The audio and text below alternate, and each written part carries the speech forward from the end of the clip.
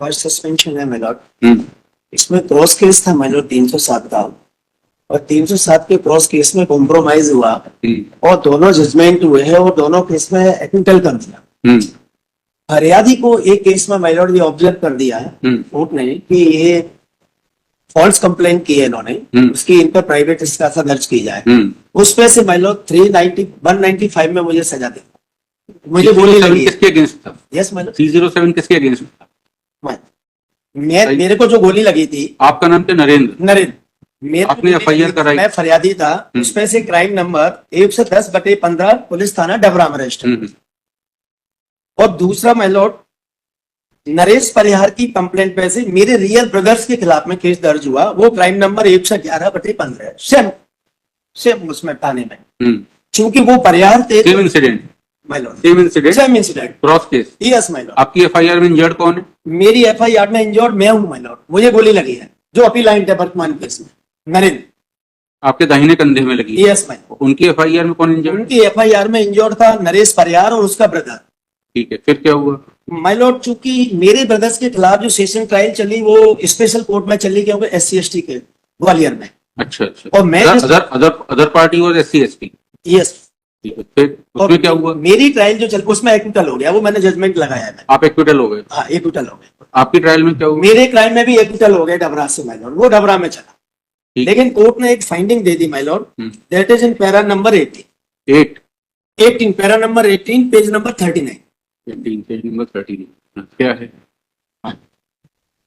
At this juncture, it is desirable to mention here that the FIR Hindi में judgement है, नहीं English में है। वो हिंदी वाला वो है मतलब क्रॉस केस का, वो पेज नंबर 40 पे है।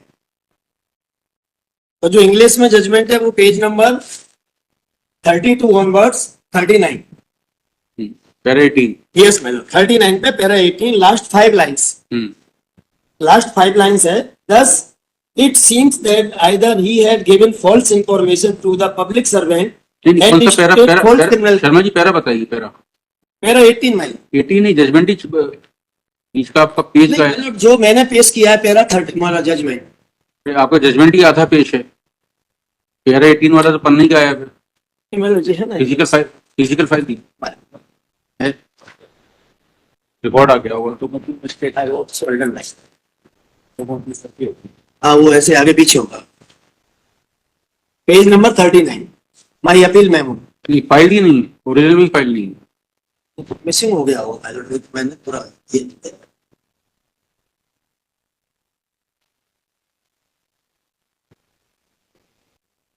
ये मैंने मतलब 100 लाइन का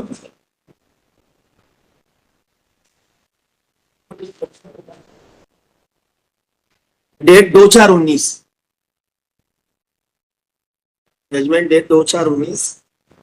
अब अपील में किसके अगेंस्ट है? मैं वही बता रहा हूँ ना माय लॉर्ड, इसको जरा आपकी अपील किस जजमेंट के अगेंस्ट है?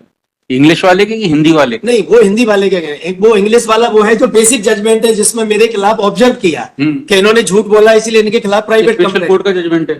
जी माय लॉर्ड।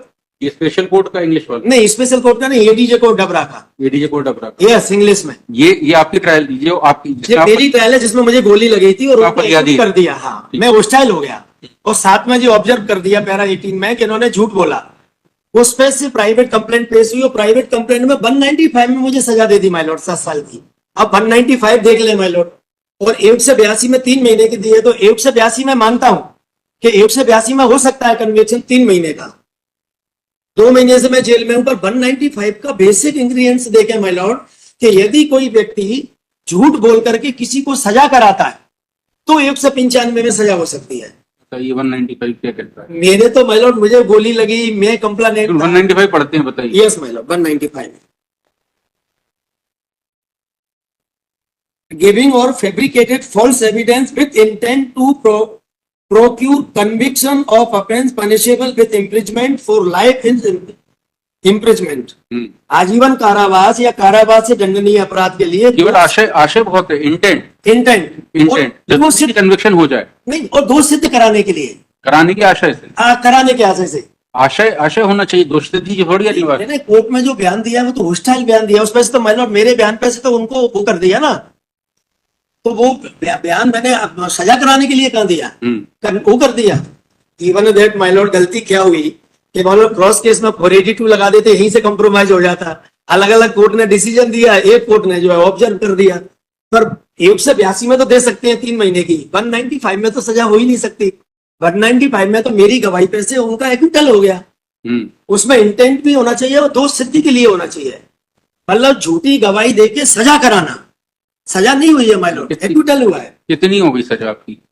कितनी सजा हो गई? 7 ईयर दे दी, 195। नहीं, अभी कितनी अंडरगॉन हो गई? माय लॉर्ड जजमेंट डेट से ही माय लॉर्ड 2 महीने से अंडर ट्रायल है थोड़ा बहुत?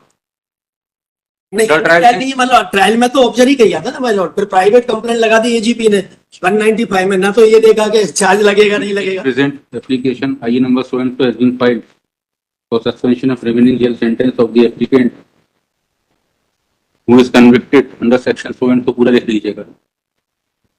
Next, it is contended by learned counsel for the applicant that he is in jail custody since 8/4/2025 point.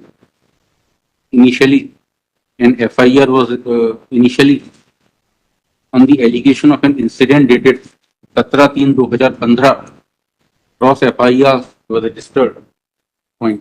In the FIR registered by the present applicant, he turned hostile and the accused persons were acquitted. Point. Incidentally, in the cross case also, the present applicant was acquitted. Point. Thereafter, the trial court, while acquitting the accused persons in the FIR, accused persons in the trial emanating from the FIR lodged by the present applicant, had made observations against the present applicant in para 18 of judgment dated 2/4/2019, in relation to which the complaint was filed by the government leader, which has led to the conviction of the present applicant. Point. Next, point is it is contended that the case would not fall within the purview of section 195, but at best may fall within the purview of section 182 IPC, which relates to IPC. Point. It is contended that final disposal of the appeal will take a long time. Therefore, he will be granted the benefit of suspension of remaining jail sentence. इस पर Contra objection लिख के 1 लाख रुपए registry of the court लगा दीजिए। Date इसमें अगस्त की 11 अगस्त further date.